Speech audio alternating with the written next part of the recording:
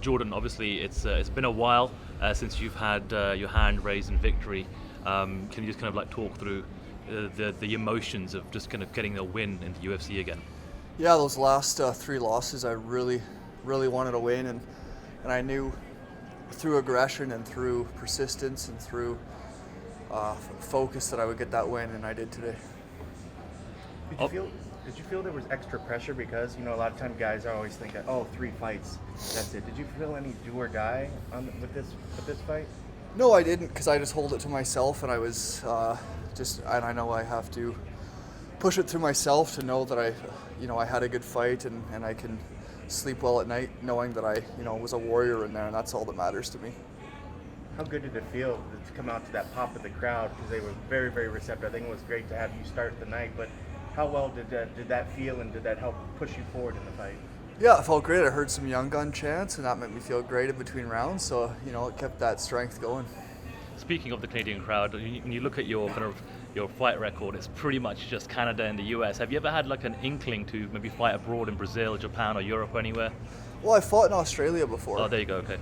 So that was, but it was under different rules. It was called X rules that I did. It wasn't quite MMA or kickboxing, but it was just different rules. And so I've fought international, so I've been all over. When you came out and you started with the leg kicks, can you kind of clue us into what the game plan for Erick was? The game plan was just to put pressure on him and make him flinch, make him react, and go top to bottom, whether that be kicks to punches to takedowns to whatever it took to win. Did you want to? I think the last 2 rounds were pretty much on the ground. Is that you just going where the fight went, or did you want to keep it standing? I just was going where the fight went. He went for a takedown on me. I think it was in the second round, and he gave up his back, and I ended up taking him down and finishing the round on top, and got a nice takedown, a big hip throw there. So that'll be nice for the highlight reel.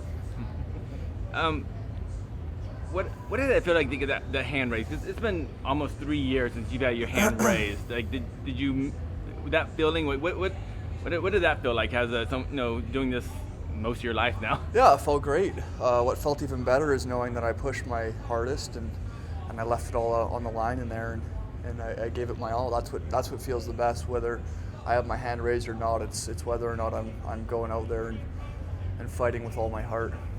Did you feel that way in your previous 2 losses? After your comeback, did you feel like your heart wasn't there, or you just didn't? I just didn't have as much aggression as I have in the past, and I made sure that wasn't the case tonight, and I put it all together with some aggression and got the job done. You spoke a little bit about the game plan. Erick's sometimes regarded as a brawler. Was the game plan to go there and neutralize that? Not that there was flurries exchanged between you two, but you seem to control it most of the fight. Yeah, well, when you make a miss and they're second guessing themselves and then they're flinching, that's what's controlling him. And when they're feeling like they're missing and they can't touch you and then you're hitting them, it messes with their head, messes with their mind, and it makes them second guess coming in on you, and that's what I did. A little extra boost maybe in Canada opposed somewhere else? Yeah, I know it feels great, and my bank account's gonna feel even better. Thanks, man. Yeah. Have you got any idea of an opponent that you'd like to fight next? I don't. It's the opponent is myself in there, and pushing myself and going out and fighting with my heart and everything I have.